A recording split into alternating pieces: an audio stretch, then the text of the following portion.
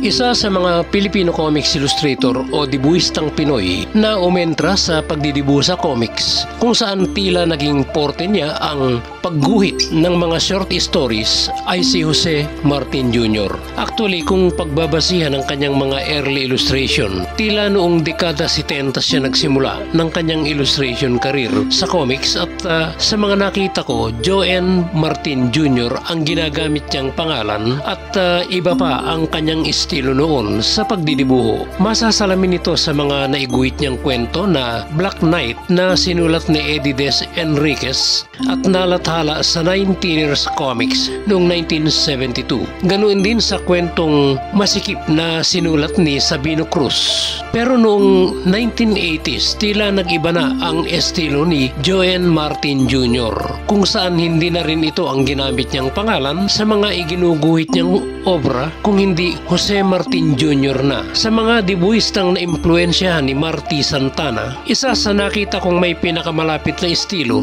sa kanyang mga larawang iginuguhit si Jose Martin Jr. Tinaglay niya ito hanggang sa katapusan ng kanyang illustration career.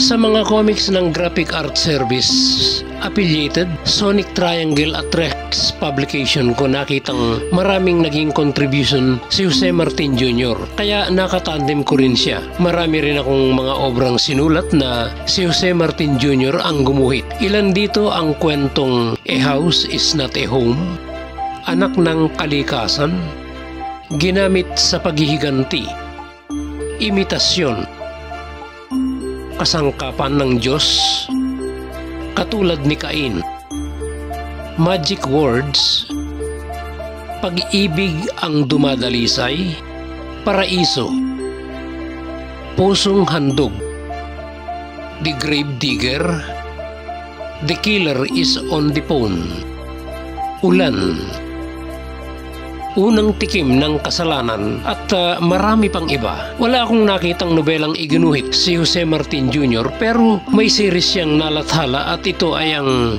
Babalik Ka Rin. Mga kasaysayan ito ng luha at tagumpay ng mga Pilipino sa ibang bansa na sinulat ng editor na si Ray Leoncito. Ang iba pang compilation of short stories na iginuhit ni Jose Martin Jr. katandem ang iba pang mga comics writer ay ang mga sumusunod.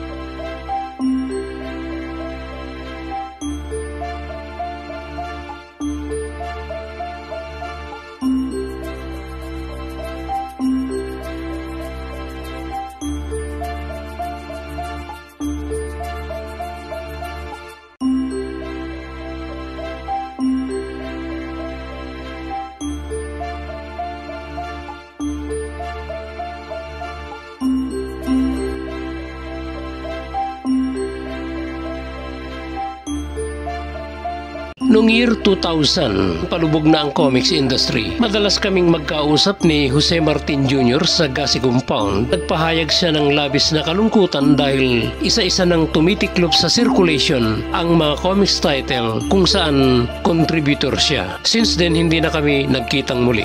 Siya si Jose Martin Jr., Filipino comics illustrator o dibuhistang Pinoy at ang mga iginuhit niyang obra sa comics. Sa mga interesado sa content ng mga info video na ibinabahagi ko dito tungkol sa comics at saka sa mga personalidad na naging bahagi ng comics noon, huwag lamang po sana ninyong kalilimutang i-click na rin ang subscribe at bell button na nasa ibaba upang sa ganoon lagi kayong mauna sa mga update na ginagawa ko sa aming Comics Page TV.